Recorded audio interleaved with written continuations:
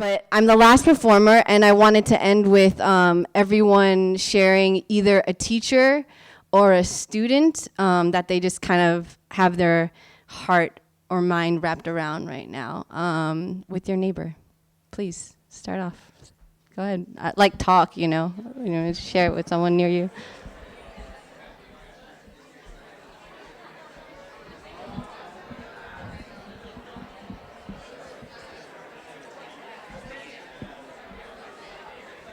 I know what it's like to feel ignored. I know what it's like to feel ignored.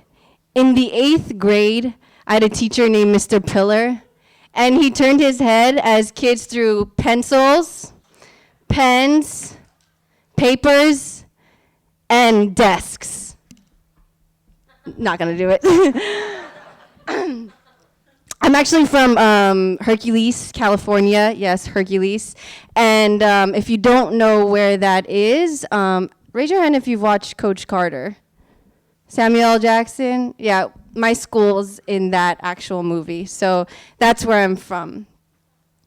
And in Mr. Pillar's class, I knew I wasn't going to learn anything that year.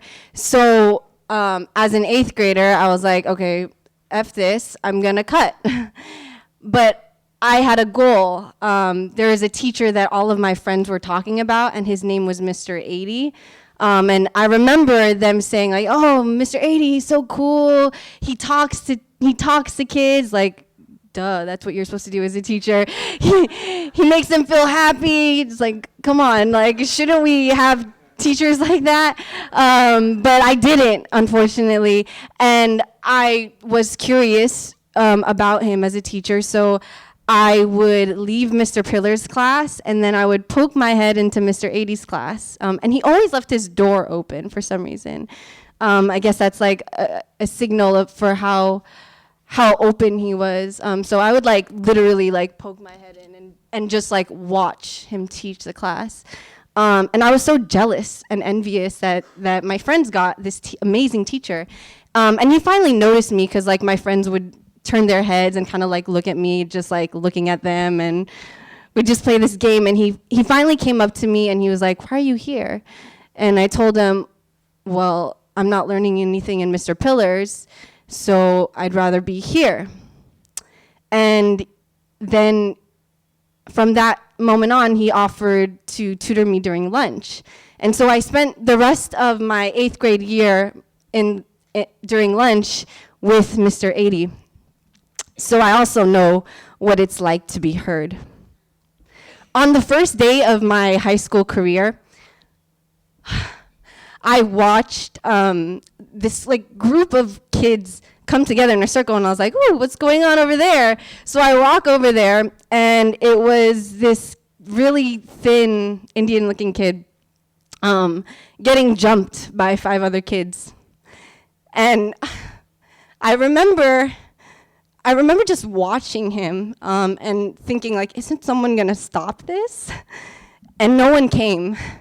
And so I watched the culprits just leave and walk away, and I just watched that kid squabble as he got up, and still no one came. And that's kind of what I thought of my educational career. I thought, no one's ever gonna pick me up off the floor.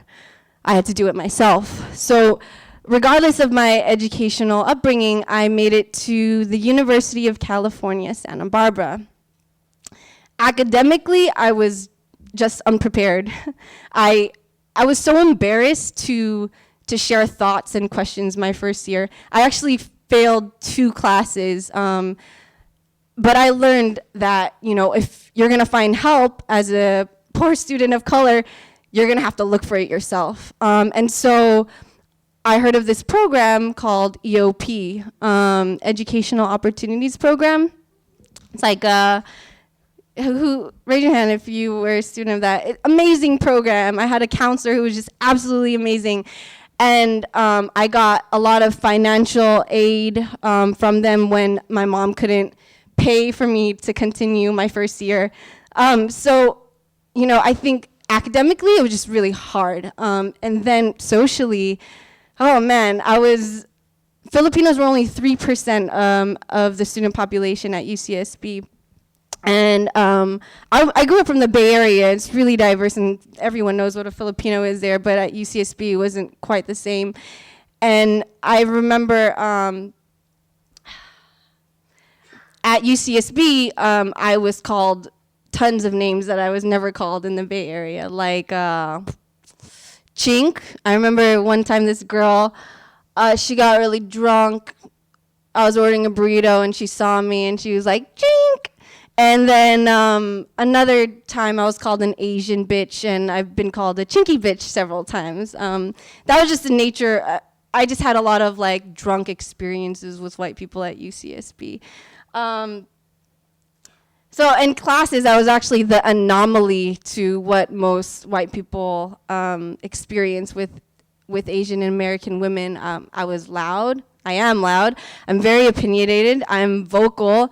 And I especially demand that people listen to me when they say racist shit and want to claim to know who or what I am. So I know what it's like to be heard. When I told a used-to-be friend of mine what I was going to do after I graduated from UCSB, she tells me, wait, why would you teach at a school like ours? Why don't you teach at a suburb where the kids are nicer and you get paid more? So I know what it's like to feel alone and left behind. And I joined dun, da, da, da, Teach for America! Woo! And, oh man, my first year, God, oh. I don't know if I remember most of it, but I do remember the first month. The first month, I'm really small. And my kids at the time were like, there's 20% of them were holdovers, and I taught 8th grade, so a lot of them were like 15 and 16-year-olds, like twice as big as me. And I was scared of them, I'm not gonna lie, I was like really, really scared of them.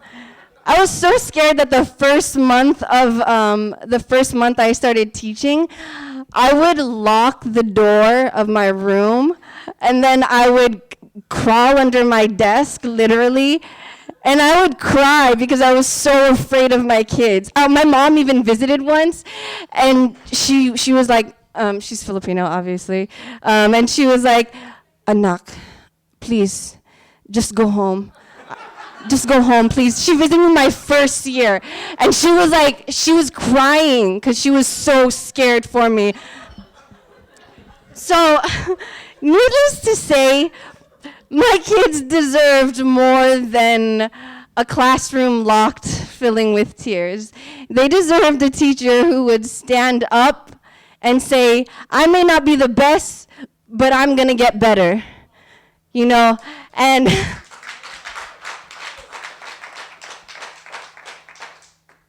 and I realized that I wanted to do for them, what I wanted to do for them was what the American public school didn't do for me.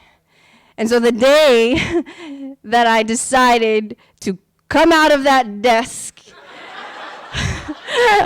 and teach these kids was the same day I realized, if not me, then who?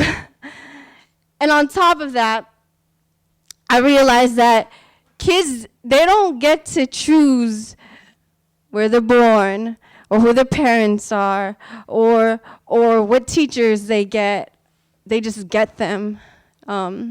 So instead of being angry at the world or system for what I didn't get, I decided to teach these kids. And I remember that this time is timeless. The thank yous sometimes seldom. I am reminded to begin again. I'm reminded to paint murals on rundown halls and share thoughts in rundown halls. I'm reminded that these kids, they mean the world to me. You see, We do this not for us, but for them, and for everyone who refuses to acknowledge the gap between what they deserve and what they get. They have me. I am them.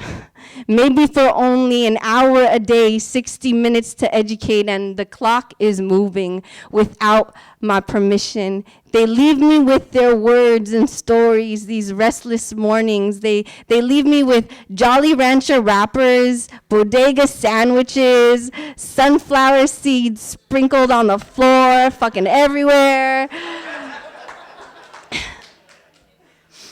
I commit to these kids. I commit to them. Their pens, weapons. Their ideas, armor. Their hopes, in my class, they're heard, and they echo on shit-stained New York City sidewalks. They are hugged and loved when some are too stubborn to see their humanity like me. Oh, I'm fucking humbled by these kids. The Cesars, the Davids, the Raekwons, the Daquans, the Quashans, the Rons, the sometimes gones, the curly-haired Dominicans, the dark-skinned angels, the Angelicas, the angels, the Puerto Ricans, the head wrap-wearing, West African, booty-shaking, Bronx-bound, the Artenays and Robertas, the avid readers, the nonstop thinkers, the ones who wonder why they can breathe better in Manhattan, the beads jingling with their hair, they remind us why we care. The roses that grew from concrete, the kids that grew up on these streets, they are the reason we are educators. These kids are why I teach.